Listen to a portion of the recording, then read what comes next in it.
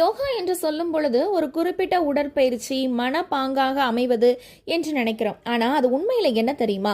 சிவன் சப்த ரிஷிகளுக்கும் 7 முனிவர்களுக்கும் யோகாவை பரிமாறி துவங்கி வாழ்வின் இயல்புகளை பற்றி விவரித்த அந்த ஒரு அழகான சம்பவம் பத்தி தான் நம்ம இன்னைக்கு பார்க்க போறோம். பிருகு முனிவர் ஈச பெருமானின் மிகப்பெரிய பக்தர்.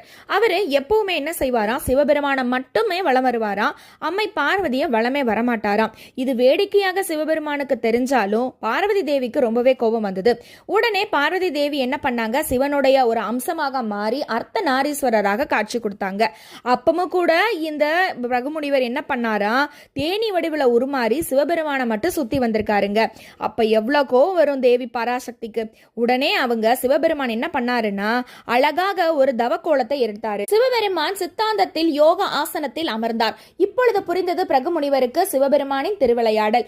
யோகா என்பது அனைத்தையும் ஒருங்கிணைக்கும் ஒரு அழகான விஷயம்.